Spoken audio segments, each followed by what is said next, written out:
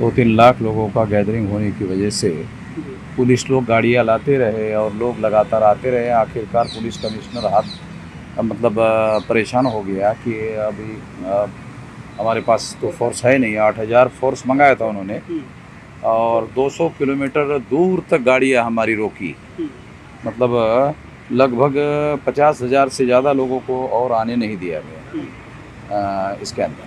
तो इसलिए ये उनकी विफलता है। और आखिरकार कमिश्नर को मैं सदर पुलिस चौकी में मुझे डिटेन करके रखा गया था, तो वहाँ पुलिस कमिश्नर को मुझे मिलने के लिए आना पड़ा जी। और आकर के मुझे ये कहना पड़ा कि 5 मिनट के लिए आप मॉब के सामने चलिए। जी। 5 मिनट के लिए, कम से कम 5 मिनट के लिए चलिए। जी। तो मैंने कहा नहीं, मैं आपने डिटेन करके रखा है तो मैं नहीं जाऊँगा। जी। शांति बनाए रखने के लिए मैं वीडियो बनाने के लिए तैयार हूँ, मगर मॉब के सामने जाकर मैं ये कहने के लिए तैयार नहीं हूँ। तो अल्टीमेटली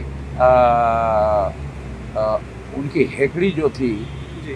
कि फोर्स के साथ में, ताकत के साथ में, ज़बरदस्ती के साथ में जो उन्होंने ये करने का प्रयास किया, वो सारा का सारा मतलब धरा का धरा रह गया। वो सही नहीं, गलत काम किया उन्होंने। तो उसके लिए हम लोग सुप्रीम कोर्ट में भी गए हुए हैं जी।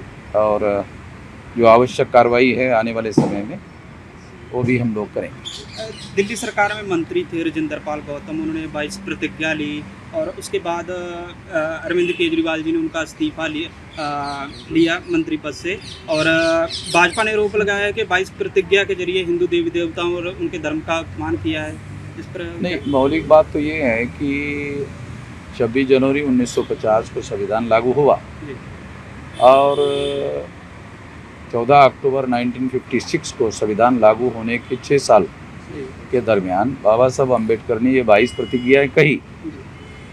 तो उस समय तो कोई इस तरह का आरोप उनके ऊपर नहीं लगाया गया कि उन्होंने हिंदू देवी देवताओं का अपमान किया या उन्होंने गाली गलौज करने का काम किया। तो ये मीडिया के द्वारा खबरें बनाकर ऐसा माहौल बनाया गया है और ऐसा कोई जो 22 प्रतिज्ञाएं हैं उसमें ऐसा कुछ भी लिखा हुआ है नहीं जिससे अपमान करने वाली बात होती हो। ऐसी कोई बात, ऐसा कोई मुद्दा उसमें है नहीं। मुद्दा सर ये है कि और जैसे सिसोदिया जी हैं उनका इस्तीफा नहीं लिया, सत्येंद्र जैन जी का इस्तीफा नहीं लिया, इनका इस्तीफा क्यों मंजूर कर लिया सर, जबकि उन पे आरोप ज़्यादा लगे हुए हैं सर। पर राजेंद्र पाल जी पे ऐसा तो आरोप नहीं था इस्तीफा लेने लायक। हाँ, तो मतलब जो केजरीवाल जी की विचारधारा, भारतीय जनता पार्टी की विचारधारा में कोई अंतर नहीं है ना। क्या दलित समाज सर वोट बैंक के लिए कि बीजेपी की विचारधारा में और केजरीवाल की विचारधारा में कोई अंतर नहीं है। तो उन दोनों के बीच में कंपटीशन है कि कौन राम भक्त लोगों को, ब्राह्मणवादी लोगों को, ब्राह्मणवाद के प्रभाव में आए हुए गुमराह लोगों को अपने साथ रख सकता है। अगर राजेंद्र पाल गौतम का अगर कोई दोष है तो वो ब्राह्मणवादी केजरीवाल के साथ जाने का दोष है, बाकी उसका कोई दोष नहीं है। मतलब वो जो कॉन्ट्रडिक्शन है, राजेंद्र पाल गौतम उस कॉन्ट्रडिक्शन से एक शिकार है। क्योंकि केजरीवाल बहुत प्रगतिशील आदमी है, बहुत क्रांतिकारी आदमी है, इसलिए राजेंद्र पाल गौतम उनके साथ गए हैं, ऐसा नहीं है। केजरीवाल की विचारधारा और बीजेपी की विचारधारा एक ही है और उसमें राजेंद्र पाल गौतम घुस गए। ये कॉन्ट्रडिक्शन है, उस कॉन्ट्रडिक्शन के राजेंद्र पाल गौतम शिकार हो गए। राजेंद्र पाल गौतम ने अपने से मान लिया कि केजरीवाल क्रांतिकारी है, मगर वो है नहीं। इससे ये बात प्रमाणित हो गई कि केजरीवाल ने इनका इस्तीफा स्वीकार किया, बाकी लोगों का नहीं किया।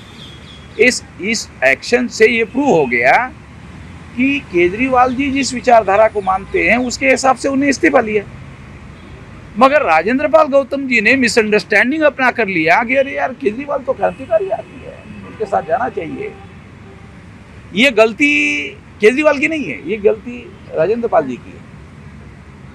तो कहीं ना कहीं दोषी माने सर बीजेपी और आप में कोई फर्क नहीं रह गया सर?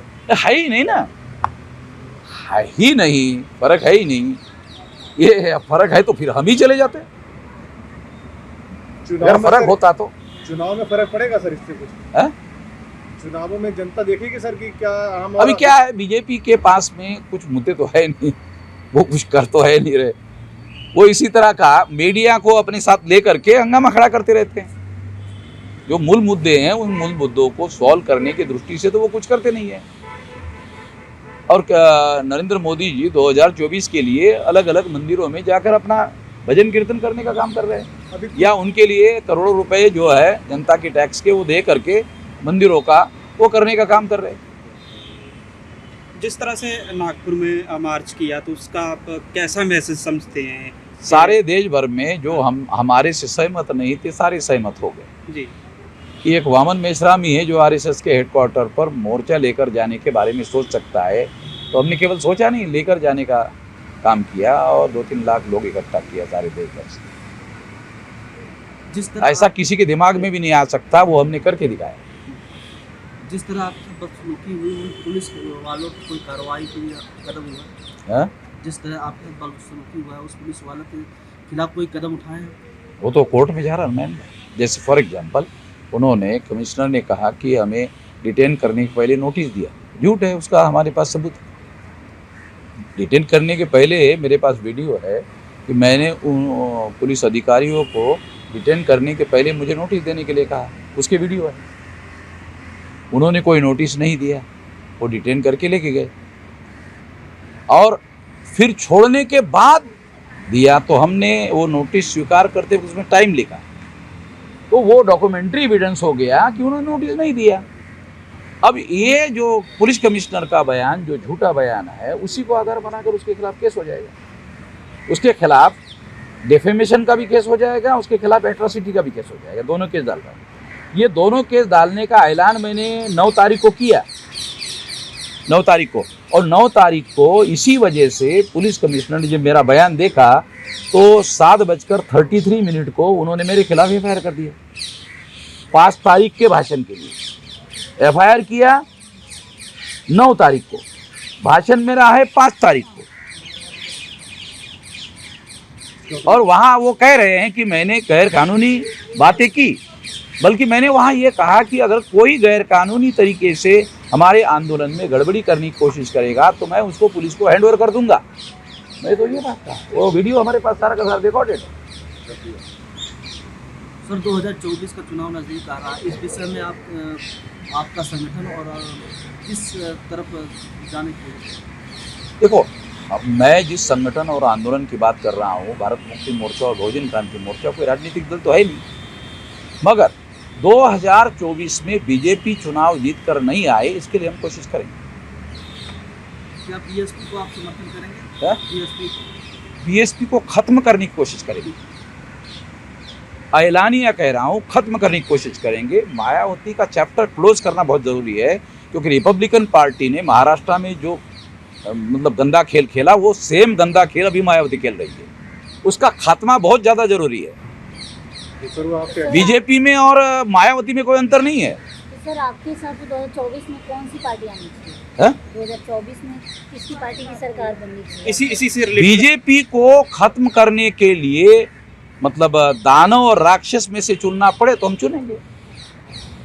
ये तो देखो आंदोलन है, इसमें कांचीराम जी से हम कांचीराम जी से प्रेरणा लेकर काम करते, तो उन्होंने भी तो ऐसा किया। बसपा ने इतना कुठाराघात किया सर देश पे, ऐसा क्या कारण है जो आप बसपा को इतना सर नाराज?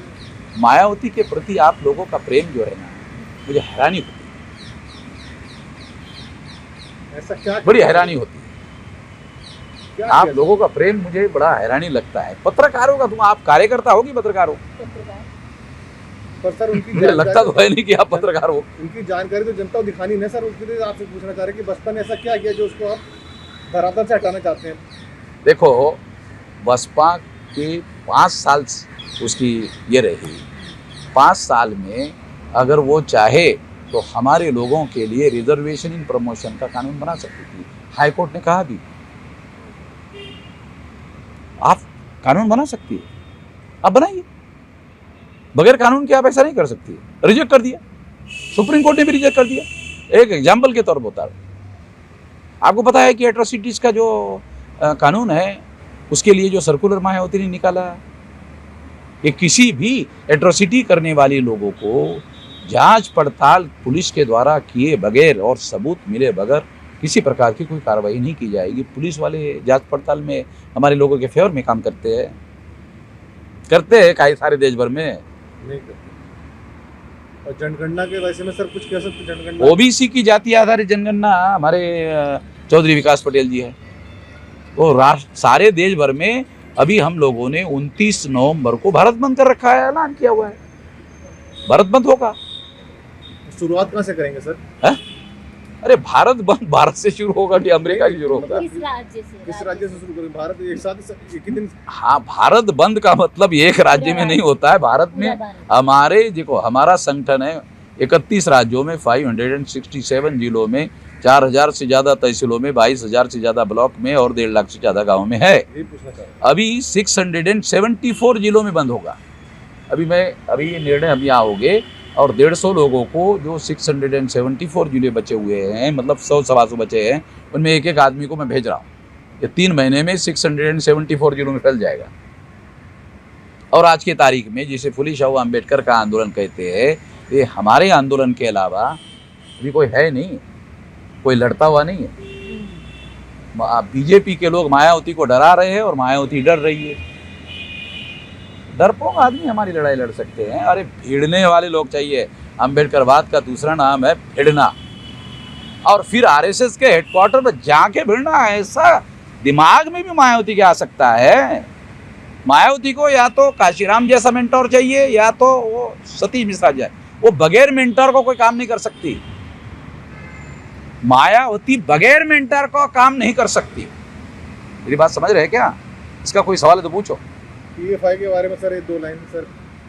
पीएफआई के बारे में केवल इतना कहना है कि अजमेर बम ब्लास्ट में आरएसएस के कार्यकर्ता को आजीवन कारावास हुआ, पीएफआई के किसी कार्यकर्ता को आजीवन कारावास हुआ, ऐसा कोई सबूत अभी तक भारत सरकार ने पेश नहीं किया।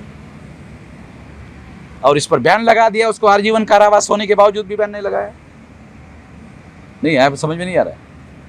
सबूत के साथ बोल रहा हूँ। 18 केसेस है आरएसएस पर अभी भी। 18 में एक केस देशद्रोह का मुकदमा फेस कर रही है आरएसएस। सरकार उनकी होने की वजह से उस केसेस को लंबी लंबी तारीखें मिलकर तारीखें आया चलते रहते। ये चल रहा है। ओके, ठीक है।